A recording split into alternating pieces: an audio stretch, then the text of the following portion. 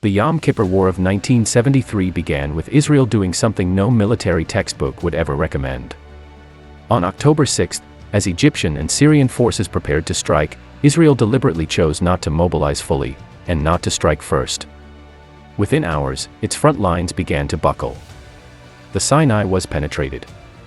The Golan Heights wavered.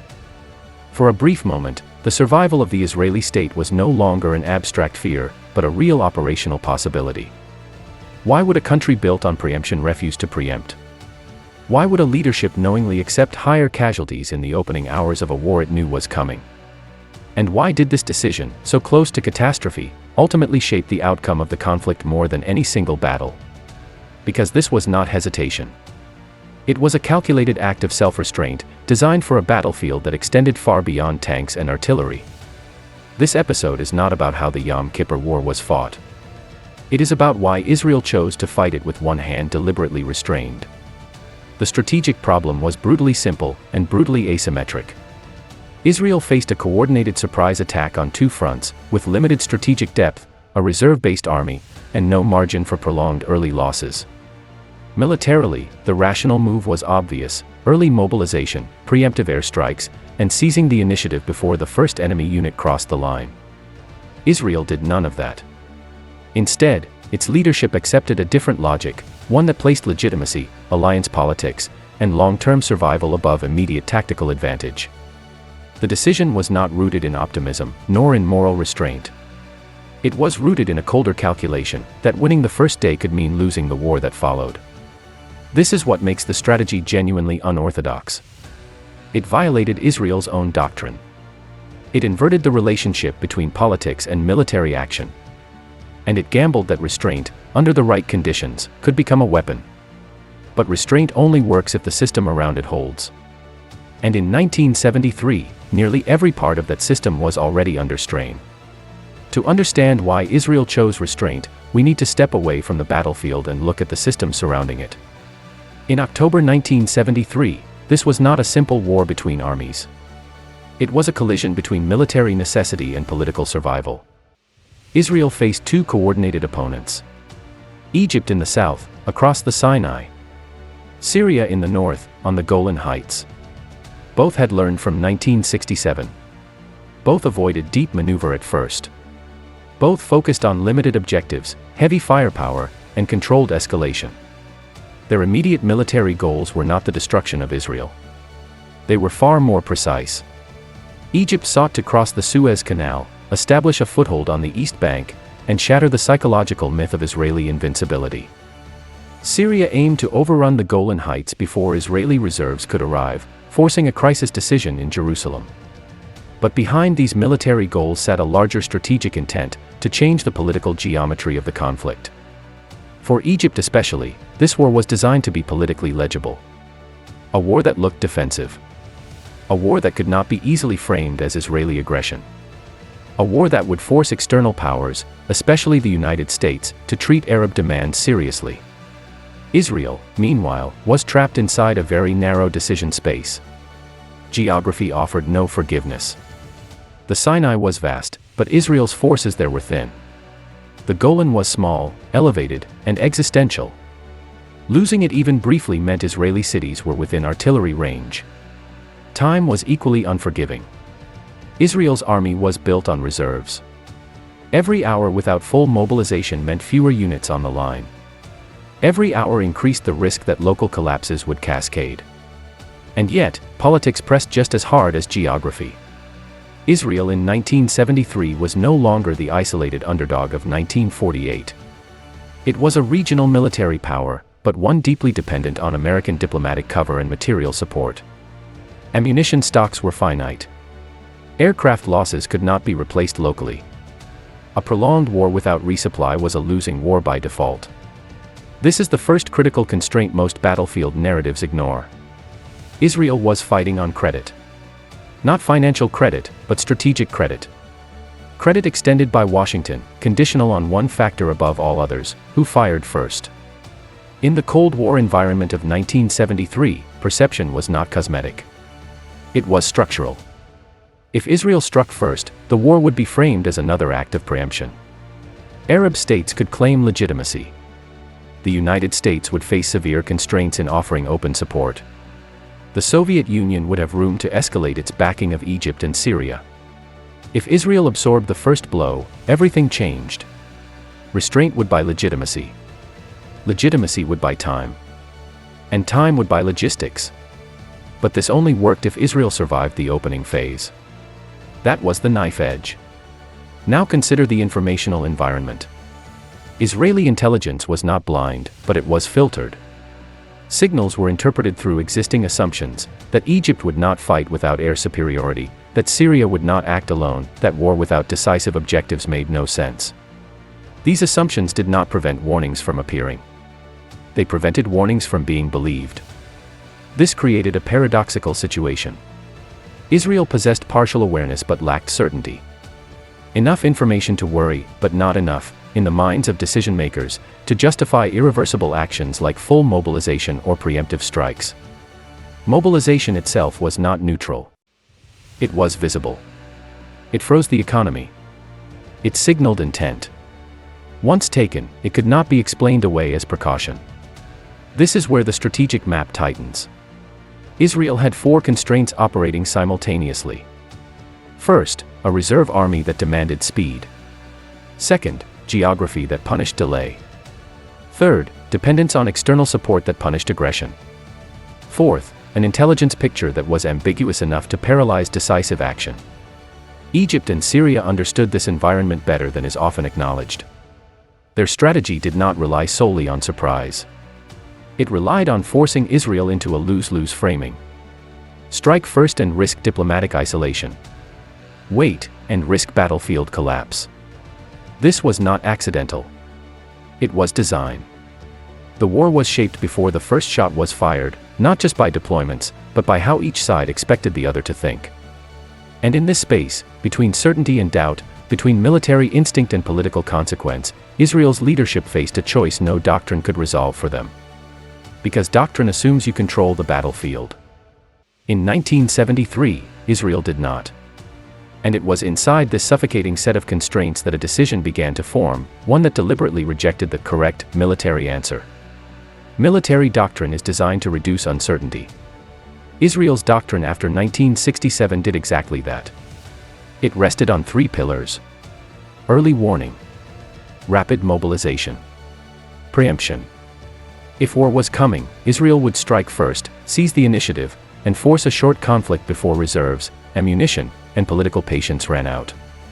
This doctrine was not theoretical. It had worked spectacularly. In 1967, preemptive air strikes dismantled enemy air forces in hours. Mobilization was decisive, not disruptive. International backlash was manageable. The lesson seemed unambiguous: hesitation was fatal, speed was survival. A normal Israeli response in 1973 would have followed the same logic. Full mobilization at the first credible warning. Preemptive air strikes against Egyptian and Syrian airfields. Forward defense reinforced before the first enemy unit crossed the line. From a purely military standpoint, this was not reckless. It was rational. So why didn't Israel do it? Because the doctrine assumed conditions that no longer existed. First, it assumed that preemption would shorten the war. In 1973, preemption risked lengthening it. The geopolitical environment had shifted. The Arab states had reframed their objectives. They no longer needed total victory. They needed political effect. A limited war fought under the banner of defense would achieve more than a sweeping but illegitimate defeat. If Israel struck first, it would hand that framing to its opponents. Second, doctrine assumed that mobilization was cost-free compared to surprise. In reality, mobilization itself had become a strategic act. Calling up reserves meant halting civilian life. It meant signaling intent to every foreign capital. It meant collapsing any remaining ambiguity. Once mobilized, Israel could not claim restraint, only preparation for war. This mattered because restraint was now currency. Third, doctrine assumed reliable early warning. What Israel had in 1973 was not absence of intelligence, but contested interpretation. Warnings existed. Indicators accumulated. But they collided with an entrenched belief that Egypt would not fight without air superiority, and Syria would not act alone. Doctrine had hardened into assumption. This is where the logic breaks. Doctrine tells commanders what to do when conditions match the model. It is far less helpful when conditions almost match, but not quite. In that gap, decision-makers are forced to choose between two kinds of error. Act too early, and risk strategic self-sabotage. Act too late, and risk operational collapse. Most military systems are biased toward action. Israel in 1973 faced a rare inversion. Action carried political penalties potentially greater than inaction. This created a contradiction no field manual could resolve. If Israel mobilized and struck first, it would likely blunt the initial assault, but at the cost of diplomatic isolation, constrained resupply, and escalatory risks with the Soviet Union. If Israel waited, it preserved legitimacy, but exposed its front lines to maximum pressure at minimum readiness. There was no safe option. This is why the decision not to preempt was not passive. It was an active rejection of doctrinal comfort. And it produced a deeper question, one that doctrine never asks. What matters more, winning the opening battle, or shaping the war that follows? By choosing restraint, Israel implicitly answered that question. It chose to fight a longer, riskier opening phase in exchange for strategic leverage later. But that leverage only existed on paper. In reality, restraint had to survive contact with enemy fire. And the moment restraint stopped being a concept and became a decision, that moment fractured Israel's leadership from the inside. This decision did not emerge cleanly. It formed under pressure, through disagreement, hesitation, and incomplete consensus. There was no single moment where restraint was formally declared as strategy. There was a narrowing corridor of options, until only one path remained politically survivable. Inside Israel's leadership, the tension was immediate and structural. The military instinct pushed toward action. Senior commanders understood the operational risks of delay. They knew what a reserve army looks like before it fully assembles. They knew how thin the forward lines were. Every hour mattered. But the civilian leadership carried a different burden. They were not only deciding how to fight. They were deciding how the war would be perceived the moment it began. This is where the debate fractured. On one side was the argument of necessity. If war was inevitable, then early action minimized casualties and preserved control. Waiting meant absorbing losses that could never be justified after the fact. On the other side was the argument of consequence. A preemptive strike might win battles, but it could poison the war strategically. Without diplomatic legitimacy, Israel would face a ceiling it could not break through, no matter how well its forces performed. This was not theory. It was memory. 1967 had been militarily brilliant, but politically isolating. By 1973, Israel's survival depended not on proving superiority, but on sustaining support through a prolonged conflict if required. This turned the decision-making logic upside down. The question was no longer, can we win if we strike first? It became, can we survive if we are seen as striking first? Three assumptions crystallized during this process. The first assumption was external. If Israel did not initiate hostilities, the United States would have the political space to support it openly. Resupply, diplomatic backing, and escalation control all depended on this framing. The second assumption was internal. That Israel's defensive lines, though thin, could hold long enough for reserves to arrive, even under surprise conditions. This was a dangerous assumption, but it was necessary to make restraint viable. The third assumption was psychological. That Egypt and Syria, once engaged, would pursue limited objectives rather than push immediately toward total collapse. In other words, that they would fight politically disciplined wars, not wars of annihilation. None of these assumptions were guaranteed. All of them had failure modes. And yet, rejecting restraint meant accepting a different set of risks, ones that leadership judged to be even more catastrophic. This is the core of the unorthodox choice. Israel was not choosing between strength and weakness. It was choosing between two forms of vulnerability. One visible, immediate, and military. The other delayed, systemic, and political. The decision effectively weaponized restraint. It turned inaction into a signal. A signal aimed not at Cairo or Damascus, but at Washington, Moscow, and every capital watching for the first move. But weaponized restraint only works if it is believed. If the enemy doubts it, they exploit it. If allies doubt it, they hesitate. If your own system doubts it, it fractures. And as the hours passed, doubt was spreading through every layer of Israel's command structure. Because restraint is hardest to maintain at the exact moment it becomes most dangerous. And once the shooting started, the strategy moved from theory into a phase where even small failures could collapse the entire design. Restraint, once chosen, does not remain abstract. It must survive contact with systems designed for speed, violence, and error. In October 1973, Israel's strategy was executed not through bold action, but through delayed action.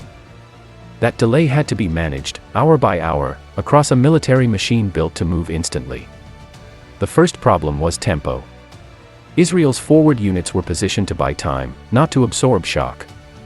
On paper, they were tripwires. In reality, they became shock absorbers. Thinly held positions in the Sinai and on the Golan were expected to hold under conditions they were never designed for: massed artillery, coordinated armor, and prepared assault forces. Restraint meant those units would take the first blow at minimum readiness. Mobilization orders were staggered. Not cancelled, but slowed. Air Force readiness increased, but without preemptive strikes. Commanders prepared contingency plans, but could not act on them. This created a fragile operational rhythm. Every subsystem was partially active. Nothing was fully engaged. That is the most dangerous state a military can occupy. On the Sinai front, Israeli forces faced an Egyptian assault designed to exploit precisely this hesitation. The canal crossing was not a reckless dash.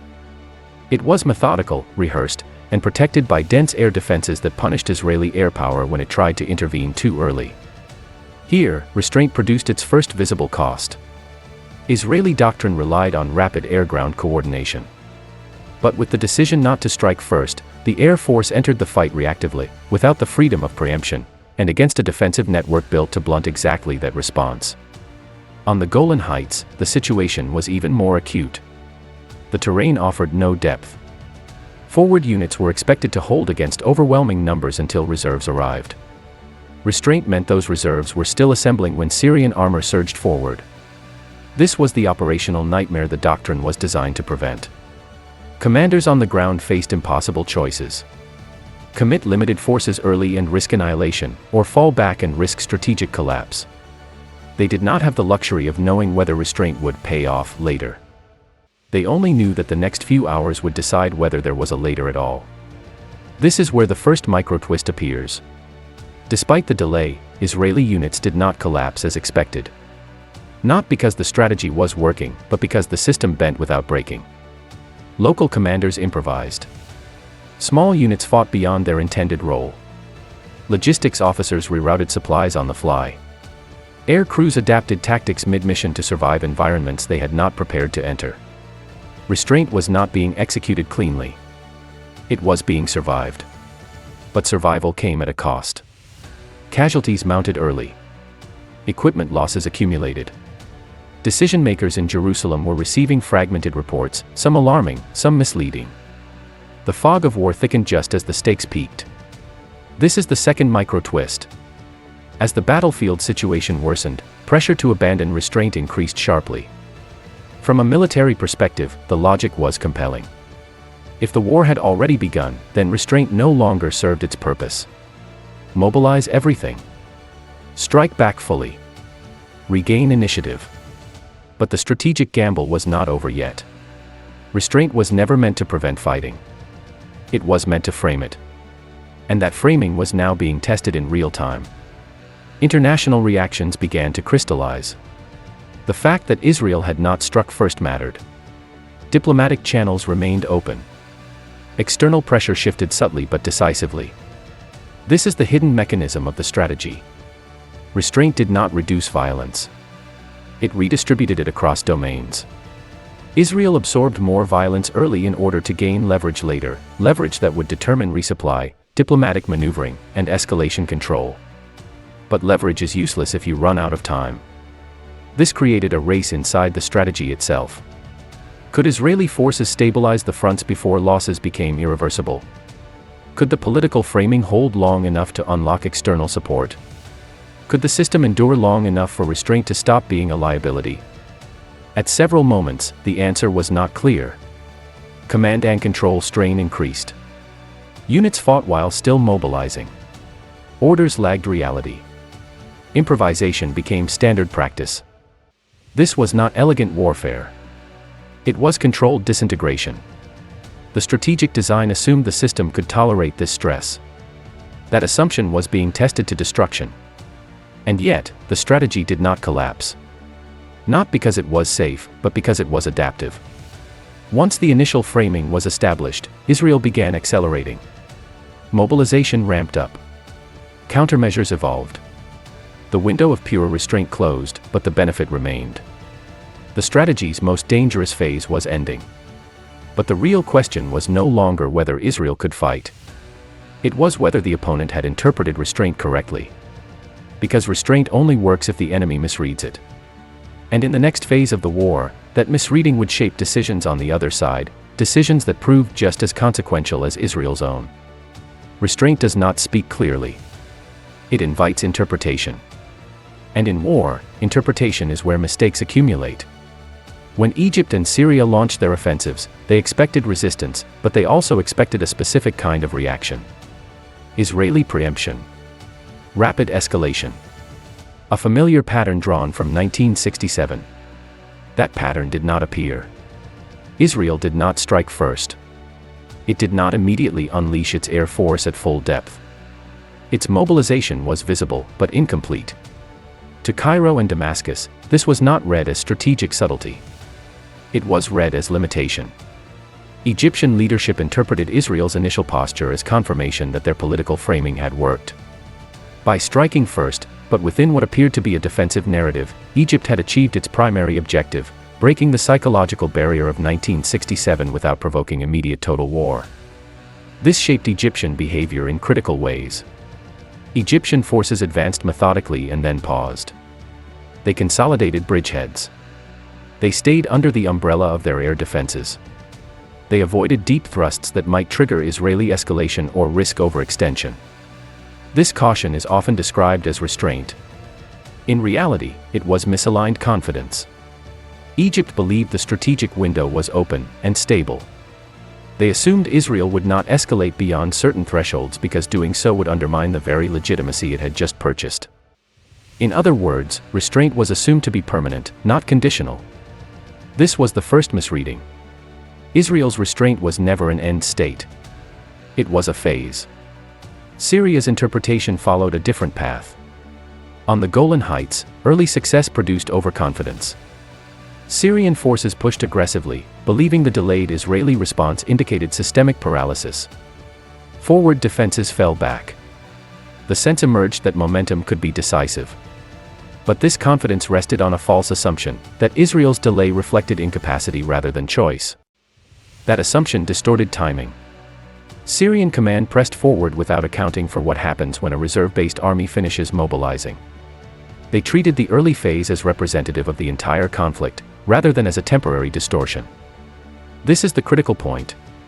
Restraint altered the opponent's perception of Israel's ceiling. Instead of reading delay as preparation, they read it as constraint. Instead of reading caution as strategic signaling, they read it as weakness or political paralysis. This misinterpretation shaped operational decisions. Egypt did not exploit early success to maximum depth. Syria overextended just as Israeli reserves began to arrive. Both sides assumed that escalation would be symmetrical and predictable. It was not. Once Israel judged that the legitimacy threshold had been crossed, once the world clearly saw who initiated the war, the logic of restraint changed. The hand that had been tied was untied. And because the opponent had adapted to a restrained Israel, they were suddenly facing a different adversary than the one they had planned against. This is where the strategic inversion completes. Restraint did not freeze Israel's options. It delayed them, while reshaping the opponent's expectations. The enemy planned for a limited Israeli response. They did not prepare for a delayed but concentrated counteraction. This gap, between expectation and reality, became the hinge point of the war. But this does not mean restraint was vindicated cleanly. Because by the time misinterpretation became visible, the cost had already been paid. Losses were real. Damage was done. The margin for error was razor-thin.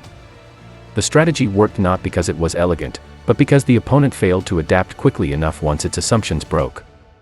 And that raises the most uncomfortable question of all. Was this brilliance, or survivable luck? Because to answer that, we have to look at the outcome, and the price paid to reach it. By the time the war's trajectory stabilized, the immediate danger had passed, but the damage was already embedded. Israel survived the opening shock. It regained operational initiative. It pushed back on both fronts. But survival came at a price that cannot be reduced to maps or casualty figures. The most visible cost was human. The early phase of the war produced disproportionate losses. Units that were meant to delay, not to fight decisive engagements, absorbed the heaviest blows. Forward positions became sacrifice points. The decision to delay full mobilization translated directly into higher casualties in the first critical days. These losses were not accidental. They were structural. They were the foreseeable consequence of choosing political and strategic framing over immediate military advantage. In this sense, restraint was not bloodless. It was prepaid. The second cost was operational. Israel's recovery required extreme exertion. Rapid redeployment. Improvised logistics. High-risk counteroffensives executed under pressure. Equipment losses mounted faster than replacement capacity could handle. Air and armored forces were pushed hard, sometimes beyond safe margins. The system held, but only just. This matters because it exposes the fragility of the strategy. Restraint assumed that the system could absorb early damage without cascading failure. If any single component, air defense, reserve mobilization, command cohesion, had failed more severely, the outcome could have tipped irreversibly. The third cost was political. Inside Israel, the war shattered confidence. The question was not simply, why were we surprised? It was, why were we allowed to be vulnerable? Public trust in leadership eroded. Investigations followed. Careers ended. The civil-military relationship was re-examined under a harsher lens. Restraint, even if strategically defensible, was psychologically corrosive. A strategy that depends on absorbing early punishment demands extraordinary legitimacy after the fact. Israel's leadership did not receive it automatically. And then there was the most intangible cost. Moral residue. Restraint required decision-makers to accept that soldiers would fight, and die, under deliberately unfavorable conditions. Not because there was no alternative, but because the alternative was judged worse at a national level. This is the kind of decision no victory cleanses. Now consider the counterfactual. If restraint had failed, if the Golan had collapsed faster, if Sinai losses had compounded, if reserves had arrived hours later, the strategy would not be remembered as disciplined or subtle. It would be remembered as catastrophic miscalculation. The margin between those two interpretations was narrow. Measured in hours. Possibly minutes. This is why the outcome cannot be simplified into success or failure. Israel regained the initiative. It preserved alliance support. It avoided diplomatic isolation. But it did so by walking a path where success and disaster were separated by chance, friction, and the enemy's hesitation. Restraint did not guarantee victory. It merely kept defeat from becoming inevitable. And that distinction matters. Because a strategy that works only if everything else holds is not robust. It is conditional. And conditional strategies leave behind a final question, one that cannot be answered by outcomes alone. Was this a repeatable lesson, or a one-time survival through a collapsing margin? This strategy was never about restraint in the moral sense. It was about hierarchy. About deciding which domain of war mattered most, and when. Israel's leadership in 1973 implicitly reordered the structure of conflict. They accepted that the opening battles could be lost tactically, as long as the war itself was not lost strategically. That inversion runs against almost every instinct taught to commanders raised on maneuver, initiative, and early dominance. The core insight was this. In a system-dependent war, battlefield success is constrained by political permission. Israel did not fight in a vacuum. Its ability to sustain combat depended on external logistics, diplomatic shielding, and escalation control between superpowers. In that environment, the identity of the initiator was not symbolic. It was operational. This is the first rule the strategy violated. Military doctrine treats legitimacy as secondary.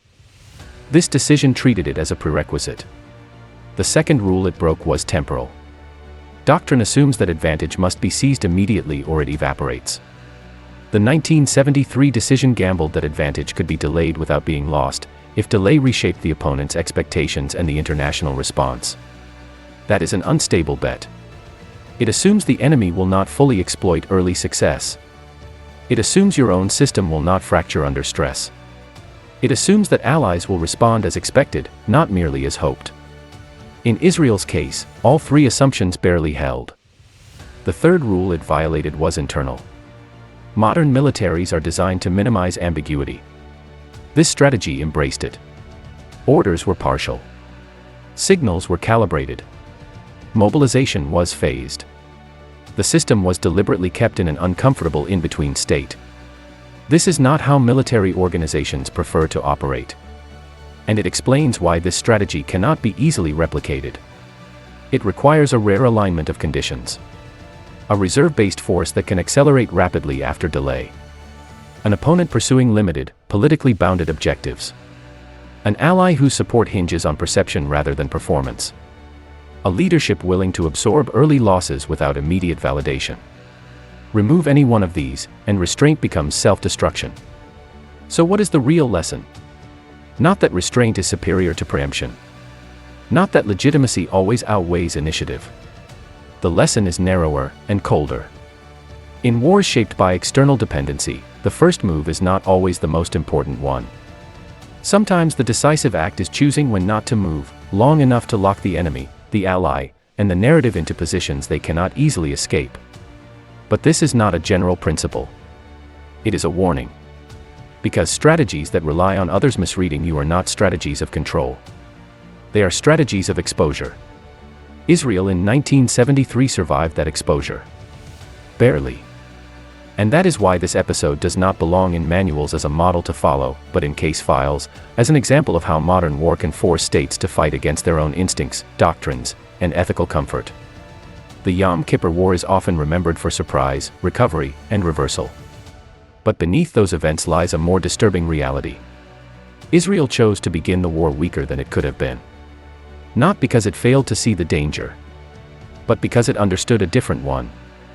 It understood that in a world where wars are judged as much as they are fought, the opening shot can decide the ceiling of everything that follows. That understanding did not make the decision safe. It made it survivable. And in modern conflict, survivability, not brilliance, is often the real measure of strategy. The next episode in this series will examine another campaign where restraint, deception, or deliberate limitation reshaped the battlefield, until the cost of that choice became impossible to ignore.